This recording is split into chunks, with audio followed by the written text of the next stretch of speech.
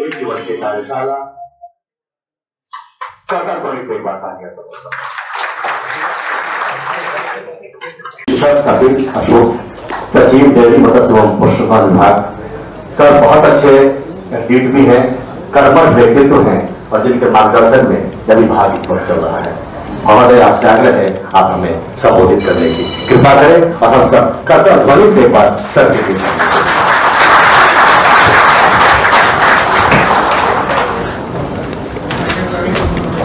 धन्यवाद। आज मंचासी डेयरी मत्स्य पालन एवं पशु संसाधन विभाग के माननीय मंत्री श्री सुरेंद्र मेहता जी हमारे साथ यहाँ पे उपस्थित, जिनको पूरे भारत में नहीं विश्व में जाना जाता है मुर्रा मैन के तौर पर, हमारे आदरणीय वाइस चांसलर बासु, मथुरा से आप सभी ने श्री राधे राधे का जयघोष किया। यहाँ पे उपस्थित director board research institute ICR Shri Manish ji, महाप्रबंधक नाबार्ड अजय जी, उज्जवल जी निदेशक पशुपालन, जॉइंट सेक्रेटरी उप सचिव, मेरे सभी साथी जो डॉक्टर्स यहाँ पे आए हैं, जीविका की दीदियां है, कुछ एंटरप्रेन्योर्स यहाँ पे है, मैं धन्यवाद देता हूँ आप सभी को कि आज एक महत्वपूर्ण विषय पर हम यहाँ पे उपस्थित हुए हैं। देखिए गोल्ड जो है, जैसे यहाँ पे मंचासी जो विद्वान लोग हैं उन्होंने बताया कि एक तरीके से एटीएम है और उस एटीएम को एक्चुअल में एटीएम में कन्वर्ट करने की जिम्मेवारी जो होती है वो माननीय मंत्री और विभाग के सचिव इन दोनों की होती है। क्योंकि ज्यादा विषय या ज्यादा चर्चा मैं यहाँ पे नहीं करना चाहूंगा, क्योंकि एज एन एडमिनिस्ट्रेटर हम लोगों का दायित्व है कि decision making, quick decision making. यहाँ पे जो प्रस्ताव अभी डायरेक्टर मनीष जी ने यहाँ पे दिए कि एक तरीके से जो है बासु एक रिसोर्स थिंक टैंक करके तो यहाँ पे हो सकता है, या मथुरा के हमारे research institute board research institute है हमारे साथ हो सकता है, तो मैं अनुरोध करूंगा कि we are welcome to that suggestion. Within 7 days अगर आप एक्शन देखो, हम गवर्नमेंट जो है एक लिमिटेड पीरियड के लिए होता है, peoples mandate is more important, और हर साल हमारी प्रायोरिटी चेंज होती है और मेरे डॉक्टर लोगों की भी प्रायोरिटी चेंज होती है। सिर्फ पीपीआर यहाँ पे उनको डील नहीं करना है, इनको तो गायक से भी जुड़ा हुआ क्षेत्र को देखना है, इनको फिशरी को भी देखना है, तो सारे क्षेत्र को देखना है। तो time is very crucial for us, time is the most crucial resources. अगर आप हमको 7 दिन में देंगे तो निश्चित हम लोग जो है इस पे काम करेंगे और एक रिजल्ट देंगे, क्योंकि एमडी काउंटेड यहाँ पे नहीं है। जो सुझाव आप लोगों ने हमको दिए थे, तो सबसे पहले जो गोट मिल्क जो है, जैसे डॉक्टर साहब ने कहा कि 40% जो है, ओनली 40% जो है प्रॉफिट जाता है, ट्रांसफर होता है जो फार्मर है उसको, in case of goat. In case of dairy it is around 70%, because only the cooperative sector उसको हेल्प करता है।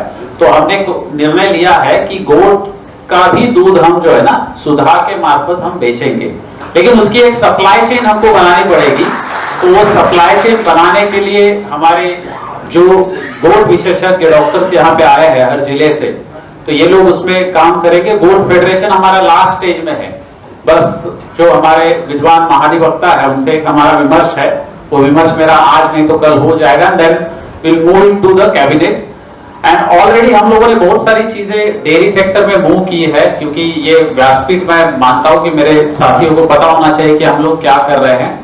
तो मत्स्य सेक्टर में भी जो है फ्रेश कैश नाम का ब्रांड ला रहे हैं, जैसे सुधा का रिटेल आउटलेट आप देख रहे हैं, तो ऑलरेडी वो जो है हम लोगों का कैबिनेट जैसे ही हो जाएगा, पहले या दूसरे कैबिनेट में हमारा अप्रूव हो जाएगा, टेंडर फ्लोट करने की कार्रवाई हम कर रहे हैं।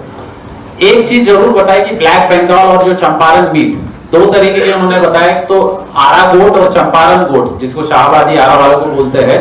तो चंपारण वाले के लिए भी जो है, क्योंकि बहुत अनहाइजेनिक तरीके से ये बिक्री की जा रही है, और क्योंकि संगठन की ताकत मेरे किसानों के पास नहीं है, क्योंकि ये ज्यादातर 90% स्मॉल एंड मार्जिनल फार्मर है, तो उनके लिए भी जो है हम बीड करेंगे और वो भी 1 महीने के अंदर ही करेंगे। तो शॉप्स जो है, शॉप्स हम स्टार्ट करेंगे नगर निगम क्षेत्र से, कॉर्पोरेशन साइड से, पटना से स्टार्ट करेंगे, गया, मुजफ्फरपुर, पूर्णिया, दरभंगा, इस तरीके के जो बड़े शहर है उनसे हम स्टार्ट करेंगे।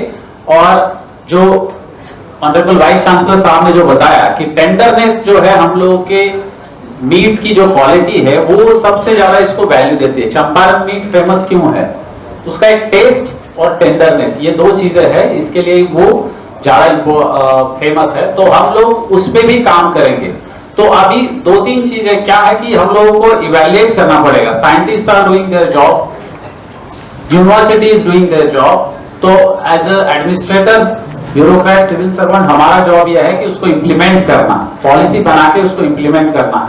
तो मीट इसको हम इंप्लीमेंट करेंगे, लेकिन ये तभी सस्टेन कर पाएगा जो अदर चीजें जो उन्होंने बताई है कि उस पर हम लोग काम करें। ब्रीड इंप्रूवमेंट पॉलिसी, इसमें दो विचार आए ऑनरेबल वाइस चांसलर साहब का करना था कि वो नेचुरल बेटिंग से जो है हमको ज्यादा बेटर रिजल्ट आ जाएगा। And I agree with that, क्योंकि एआई का सब लोगों को जो है वो नॉलेज नहीं है कि when the animal is in heat उसको राइट पोजीशन कैसे करना है, whether that semen is active और नॉट, लाइव और नॉट, ये सारी चीजें हैं। उसके ट्रांसपोर्ट के इश्यूज है, और जो मेल है उसका जो बकरा है वो अच्छा मिलना, ये भी एक अपने आप में चैलेंज है। मैं पूर्णिया सीमेंट सेंटर का जब स्टडी करता हूं तो मैं अभी देख रहा हूं कि जो बुल्स है हमारे, तो वहां पे बुल्स के जो क्वालिटी है उसमें इंप्रूवमेंट की काफी गुंजाइश बनती है। तो निश्चित जो नेचुरल मेटिंग के लिए जो है हम इस पे काम करेंगे। गोपालगंज में वाइस चांसलर साहब का भी है, कॉलेज का एक प्रस्ताव है, तो उसी के साथ जो है निश्चित हम लोग जो है उसको फार्म ये करेंगे। हीपर रेयरिंग फार्म हम मुंगेर में ये कर रहे हैं, तो गोट का भी हम एक जो है काम उसमें प्रस्तावित कर देंगे, सो दैट कि वो हो जाएगा। एंड एआई को भी ऑप्शन हम रखेंगे ब्रीड इंप्रूवमेंट पॉलिसी में, गोट के एआई का ऑप्शन हम इसमें जरूर रखेंगे। जो वेट्स की बात है, गोट वेट्स, जो ये बहुत आवश्यक है कि हर चीज में स्पेशलाइजेशन आ गया है। जैसे ह्यूमंस में हम लोग हर फील्ड में है, न्यूरो साइंटिस्ट है, आपका ऑप्थेल्मोलॉजिस्ट है, कार्डियक स्पेशलिस्ट है, वैसे उसी तरह एनिमल्स में भी स्पेशलिस्ट का अब एज आ गया है और युग आ गया है। तो गोट जो हमारे वेट्स है उन लोगों को भी आइडेंटिफाई किया जाएगा। स्पेशल ट्रेनिंग मथुरा से जो है हम निश्चित करेंगे, और उनको जो है एज अ गोट स्पेशलिस्ट प्रत्येक जिले में कैसे, स्पेशली तो वो 10 जिले जहाँ पे जो ज्यादा संख्या भी है, हमारे पॉपुलेशन भी है और किसानों की संख्या भी है। एक तो है गोट पॉपुलेशन, दूसरा किसान जिससे जुड़े हुए हैं वो, तो उनको हम जो है उसमें एंगेज करेंगे।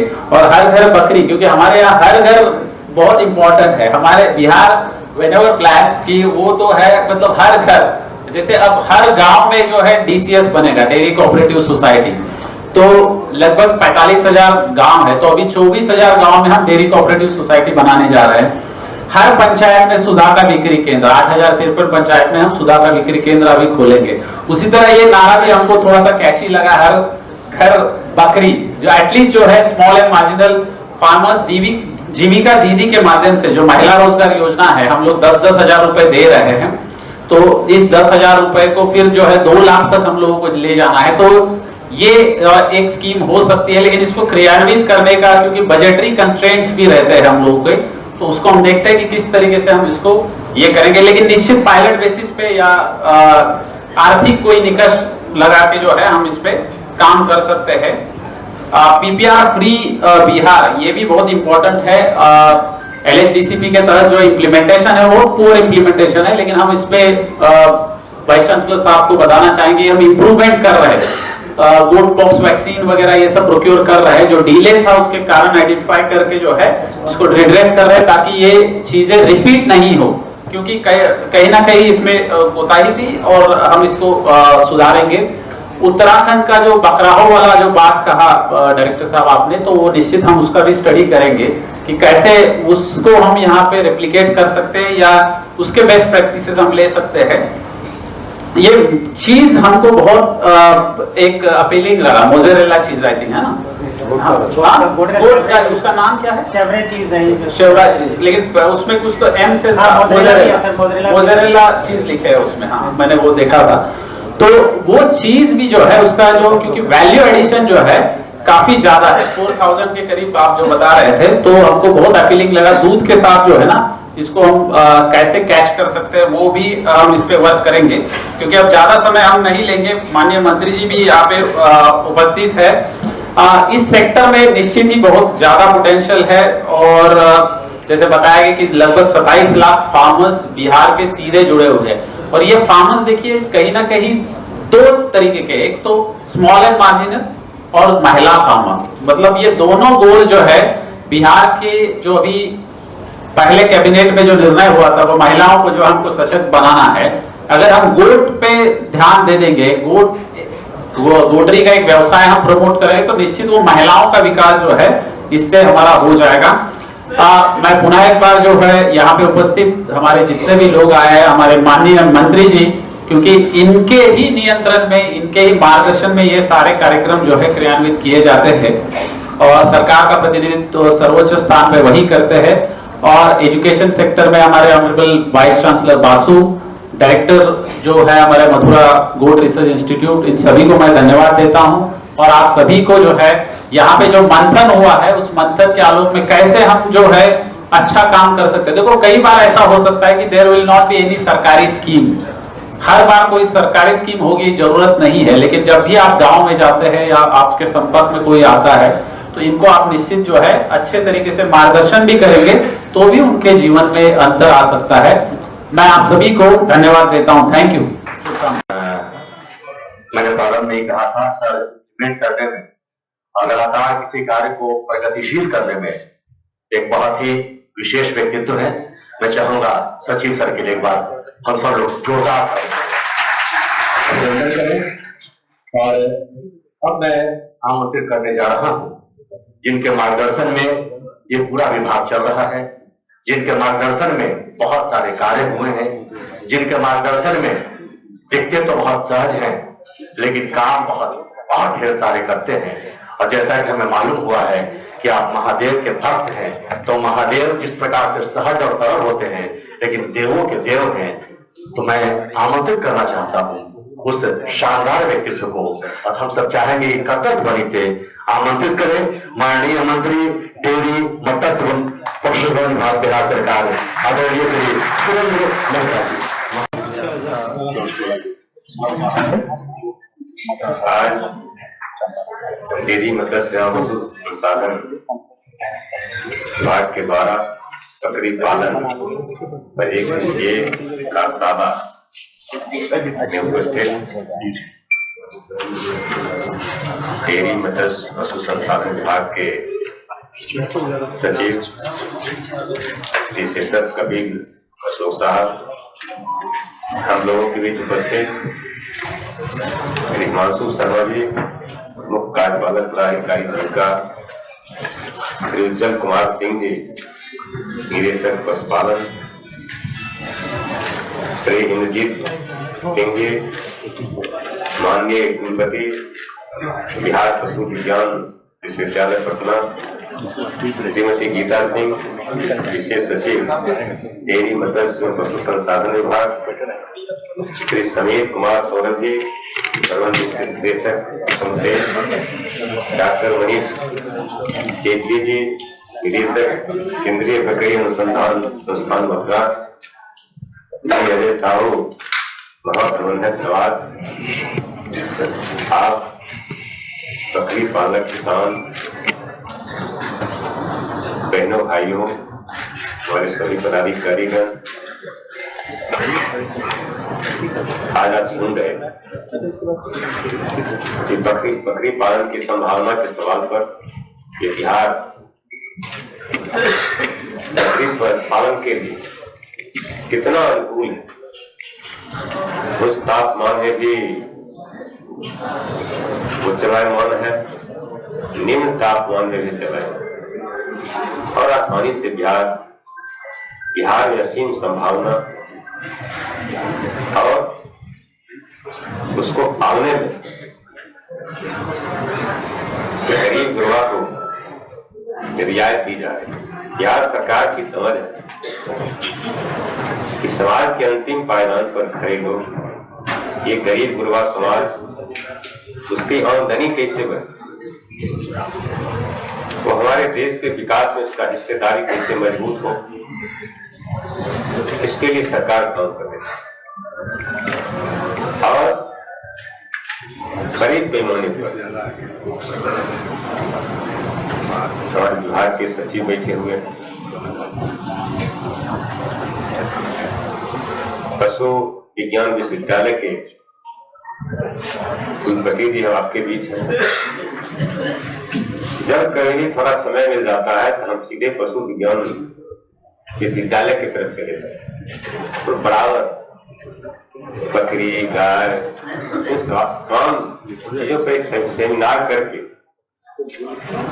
और बड़े पैमाने पर लोगों को प्रशिक्षित किया जाता है ताकि इस काम में वो सफलता हासिल करे। उसी तरह ये बकरी पालन सही मायने में हम लोग गाँव देहात से और वहाँ लोग इस बकरी पालन को बकरी को गरीब का एटीएम का और गरीब को जब कभी भी जरूरत पड़े तो उसको बैंक एटीएम नहीं जाना, उसके पास खुद एटीएम जब चाहे जहां चाहे तब उसको भंजा सकते, लेने वालों को कमी है नहीं।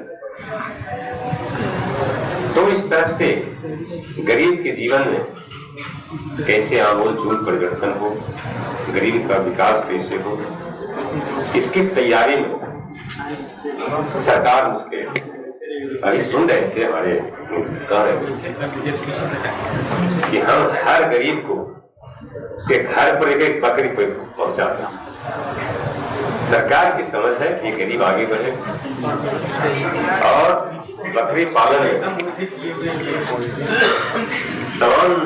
समाज से जो आते हैं 7% तक उसको अनुदान है। अनुसूचित जाति अनुसूचित जनजाति अति पिछड़ा समाज 90% तक उसको अनुदान दिया जाता है ताकि ये अपना काम कर सके। जीविका दीदी गांव देहात काफी सक्रिय है और उसके द्वारा सरकार विकास के बहुत सारे काम को करवाए जा रहे हैं। हम आप तमाम बहनों भाइयों से कहना चाहें कि आप बकरी पालन के क्षेत्र में और इस तरह से जिला स्तर पर प्रखंड स्तर पर इस तरह से प्रशिक्षित लोगों को किया जाए तो इसके लिए इसका लाभ आप तक कैसे उठे। हमारे सेक्रेटरी साहब आपको बता रहे हैं कि बिहार सरकार क्या करने की जा रही है। बिहार सरकार सभी गांव के अंदर बैंक सहकारी बैंक का शाखा खोलने की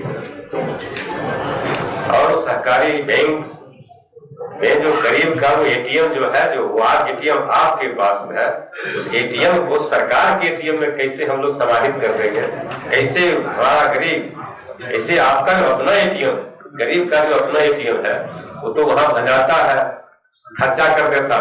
सरकार की समझ है कि अब इस एटीएम को सरकार के एटीएम में ट्रांसफर कैसे कर दिया जाए ताकि उसकी जो आमदनी है उसका जो पैसा है उसमें कैसे सुरक्षित रहे ताकि आने वाले दिनों में वो और बड़ा काम कर सके। सरकार ने आपने देखा 10,000 रुपया हर घर में एक महिला को रोजगार देने की बात, 10,000 रुपया लोन पुनः सरकार मन बना चुकी है कि हम इस गरीब को 2 लाख रुपया फिर कैसे दें, उसके रोजगार का मूल्यांकन करके उसका रोजगार कैसे बढ़े, इसकी तैयारी में सरकार आपसे भी आग्रह इसका लाभ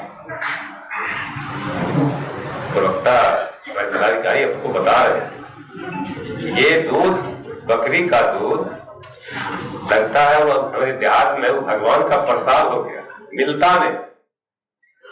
इसलिए आपसे आग्रह होगा कि इस दूध को बकरी पालेगा तब दूध का उत्पादन और उस दूध को जो हर पंचायत के अंतर्गत वो खुलने वाला है दूध समिति जिसमें वो दुकान सुधार केंद्र जो बनेगा वो बकरी के दूध को भी कैसे वहां सुरक्षित रखा जाए ताकि उसका इस्तेमाल जो रोग रोधक क्षमता उसमें है उसका इस्तेमाल वहां कैसे हो। तो फिर आप सोच सकते हैं कि उसका बता रहे थे 27-28 रुपए किलो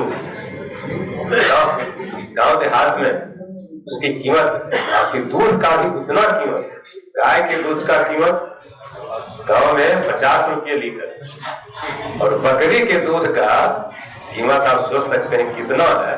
तो आपके दूध को भी कैसे सुरक्षित रखा जाए गांव में, इसकी तैयारी सरकार की तरफ से और बकरी पालन के द्वारा जब वहां लोग डेंगू हो जाता है, एक तरह के बीमारी में उसका इस्तेमाल हो जाता है और उसको खोजना पड़ता है। हमें जब 8-10 साल के थे तो डॉक्टर बताया, जब बीमार पड़े तो डॉक्टर बताया कि इसको बकरी का दूध पिलाओ। अब बकरी का दूध लेने के लिए रोज खोजना पड़ता, कहां से आएगा। गरीब परिवार से तो आते थे, तो कहा गया कि वो बकरी लेने कल्याण ताकि रोज दूध उससे मिल सके। तो संजोग ऐसा हुआ, ये वो देहात में चलता है, गाय भैंस बकरी पोसियां लगती। एक हमारे यहाँ 4 साल थे, उससे बकरी पोसियां लेती, उससे दूध का रोज जो डॉक्टर बताया था उसका इस्तेमाल होता। लेकिन संजोग ऐसा था गांव देहात में बकरी जो चराया जाता है उसको खाने के लिए छोड़ा जाता है। डॉक्टर साहब बता रहे थे साहब कि जब चरेगा अपने मन के मुताबिक जब वो चारा करेगी तब उसमें अच्छा दूध मिलेगा। तो गांव देहात में बड़ा बड़ा रस्सी लगा दिया जाता है, बकरी बड़ा बड़ा रस्सी में बांध करके उसको अपने से चरता चारा खाती। तो उस वक्त हम भी अपने बकरी को बड़का रास्ता में लगा करके और वो गाछी उसी होता है वृक्ष वहीं जाके बांध दिए, चले गए स्कूल। आज स्कूल से आए तो पता लगा कि गीदड़ बकरी को खा गया। अब बड़ा परेशानी हो गया, काफी रोए कि अब कौन पोसिया हमको देगा, इसका बकरी खाइए जाता है, गीदड़ पोसिया कौन देगा। तो इस तरह से उस दूध के लिए किस तरह से लोग बकरी को वहां पालते हैं, मांस के सवाल पर जानवे करते हैं। एटीएम तो इसीलिए कहा जाता है कि बकरी के मांस के लिए वहां लोग बकरी का मांस बेचने वाला रोज खोज रहा, कोई मोटरसाइकिल से ले जा रहा, कोई कंधा पे लाद के ले जा रहा। इसलिए वो गरीब का वास्तव में एटीएम है। और हम आप तमाम बकरी पालक किसान बहनों भाइयों से आग्रह करना चाहेंगे कि सरकार आपके पीछे खड़ा है, सरकार आपके लिए काफी अनुदान दे रही है, सरकार आपकी आमदनी को बढ़ाने के लिए काफी मुस्तैदी से खड़ा है। और भारत सरकार और बिहार सरकार काफी मुस्तैदी के साथ है। और बिहार सरकार के मुखिया माननीय मुख्यमंत्री आदरणीय श्री नीतीश कुमार जी के नेतृत्व में और देश के मुखिया आदरणीय श्री नरेंद्र मोदी जी जो हमारे यशस्वी प्रधानमंत्री हैं, उनके नेतृत्व में पशुपालन के क्षेत्र में काफी योजना बना चुकी है। कैसे हम गरीब को ऊंचा उठाए, गरीब का विकास हो, गरीब का बाल बच्चा कैसे पढ़े लिखे, गरीब के बाल बच्चा को भी कैसे हम आगे बढ़ावे, इसके लिए सरकार मुस्तैद है। सरकार आपके लिए आपके द्वार खड़ा है। इसलिए पुनः इस आशा और विश्वास के साथ आप इसका लाभ उठाने का काम करेंगे और निश्चित रूप से हम तमाम गरीबों तमाम लोगों को रोजगार देने का काम करेंगे और इससे ये हमारा एक विकसित भारत बनेगा, विकसित बिहार बनेगा। इन्हीं शब्दों के साथ जय हिंद, जय भारत।